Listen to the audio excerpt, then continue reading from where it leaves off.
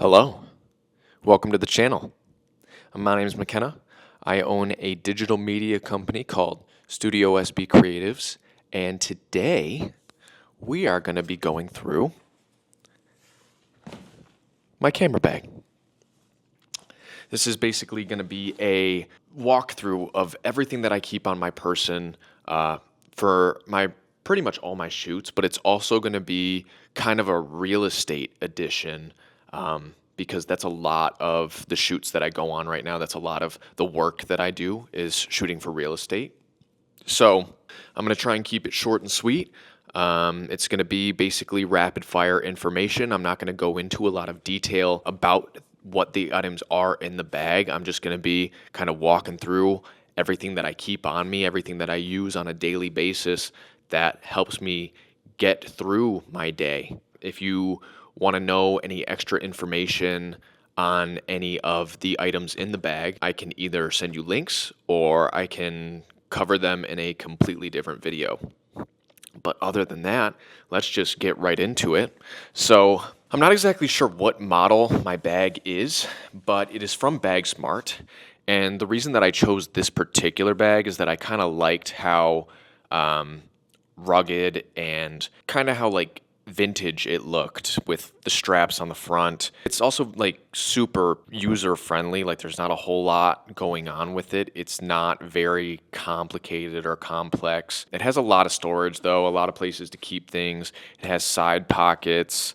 It has straps for the tripod. It has this big old front pocket right here, which is good for storing, papers and documents and booklets and notebooks and stuff of that nature. Also on the front, if we lift up the flap, we have an easy access compartment, which I will show you after we actually crack open the bag, what's behind there. On the back, basically just a standard backpack, padded back to be a little bit more comfortable, padded straps. On the back side of the back, on the inside of it, there's a laptop pocket in case you're doing like editing on the go or anything. But let's go ahead and crack this open.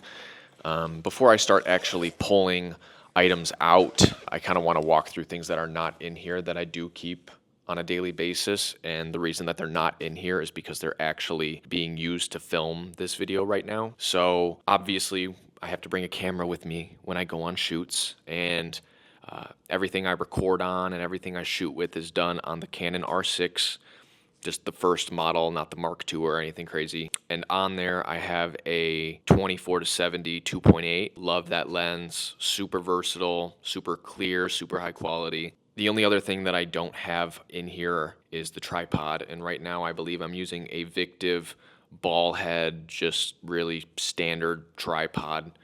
It's really, they're pretty much the standard throughout photography. So anyway, let's get into what we actually have inside the bag. Like I said, on the inside of here is a laptop pocket in case you're editing on the go or whatever. And then inside of that, before you actually get into all the meat and potatoes of the equipment, there's a protective cover on here with it's mesh on one side, and then it's like this slippery kind of plastic on the other side, and it fully zips up to kind of protect whatever equipment that you have in here. It just works as another layer of added protection. It's water resistant, dust resistant, dirt resistant, that type of thing. So I'll get into a couple other things here. The first thing that I want to talk about is, even though that this bag is made of this nice material that's pretty resistant to the elements already, it also comes with a protective bag that goes on the outside, on the front side, just to give it another layer of added protection from the elements, water, dust, dirt. So that's really nice to have that they included in there. I was also talking about that front pocket under the flap on the front side. Basically, that gives you easy access to a small compartment up at the top of the bag. When you get it, it actually comes with this little travel-sized kit, which, I mean, you could put anything you wanted in here. I use mine to hold all the miscellaneous items such as extra batteries, lens caps, Allen wrenches, booklets, cleaning supplies, and stuff of that nature. But depending on what you need it for, what you want to use it for. You could fit a lot of stuff in here. You could probably fit a couple little camera items, but it's really just like a little travel bag, which is really nice to have. And then getting into some of the other items, something not camera related that I have in here that I still keep on me at all times is my box full of business cards, because when I'm out doing shoots, a lot of the time somebody else will need a photography or a videography service, and having business cards on you is a really good thing to be able to give to them when they ask for them. So getting into the rest of what else we have in here, like I said, I do real estate photography, and for that, the company I work with, they do things with a flash. You could do bracketed exposures if you're doing real estate photography, but they like to use a flash. I guess it makes the colors a little bit better for them to edit. But this is a really nice flash. If you have a Canon camera, I would recommend this. It's a 430 EX3-RT speedlight camera. Super nice, wide range of motion. You can tilt it all the way forward. You can spin it around, turn it all the way back. It comes with a couple different diffusers that go on the actual flash side to disperse a little bit more light. It can be worked remotely if you get the right attachments for it, in case you wanted to do some backlighting on a subject. Yeah, I've had this thing for like 2 years, and it's been going strong ever since. Just needs kind of burns through batteries, but I do use it every single day. Also in here, I always, no matter where I'm going, I usually keep a couple different lenses on me because I am focused on the real estate stuff right now. Usually I have what is my 10-18. I usually have that mounted on the camera. Like I said, right now I have the 24-70 since I'm doing a video. But no matter what, I always keep an extra lens or two to give me some options when I'm out shooting, in case the 24-70 isn't going to cut it. I'd like to get a 70-200, but I don't see that being a necessity at this very moment. But yeah, always keep a couple different lenses on me. When I am doing videos and am trying to talk to you guys from across the table, across the room, whatever, I keep a set of DJI mics on me at all times. I love these things. They're basically plug and play. They take about 1.5 minutes to set up. Highly recommend. Getting into pretty much the last item that I have in the bag. There's a couple other things that I'll talk about in just a second, but the last thing that I actually keep in my bag that I use on a daily basis is my DJI Osmo mobile gimbal for the phones. And this thing is super cool. Has a lot of different modes, has a magnetic phone mount as well as a tripod. A lot of different uses on this thing, and if you're a creator of any sort and you don't have access to a high-end digital camera or anything like that, I'd seriously recommend getting one of these. It's a necessity for me at this point. It gets vertical and landscape video. Like I said, it has a lot of different modes, so you can get pretty saucy with it. But yeah, this is one of the best things I think I have in this kit that isn't related directly to my Canon camera.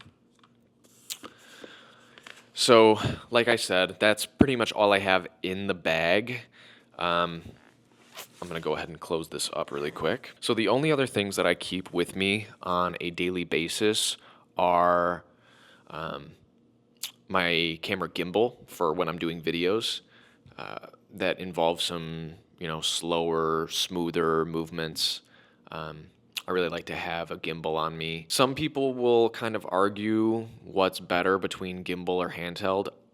I think that they're both good. I mean, being able to stabilize footage in post and in the programs, the editing programs, it's come such a long way that you almost don't need a gimbal at this point. But I think that each piece of equipment works well in its own right. So, there might be a situation where it's better to go handheld than use a gimbal, or it might be better to have a rig than go handheld. And, to each their own. Whatever you prefer is what's really most important. But I do think that those methods serve different purposes and are just better at different things. So yeah, and then the last thing that I keep on my person and use almost every day is my drone. And I use a DJI Mavic Air 2. It was a gift from one of the companies that I work with. They didn't actually give it to me, but they're lending it to me to use while I work with them, but I can use it on personal projects as much as I want. But one thing you should know with drones is if you want to get a drone and you want to get paid for work that you do have to go through the FAA and get licensed. Otherwise, you're just breaking the law. So don't break the law. And yeah, I think that pretty much covers everything that I use on a daily basis. If you see anything in here that you like, leave a comment. If you think that there's something I should add to my bag that I don't already have in there, go ahead and leave me a comment. If you liked what you saw in this video and you want to see more content like this, leave a like, subscribe, leave a comment. And yeah, thank you all for tuning in, and I will see you on the next one.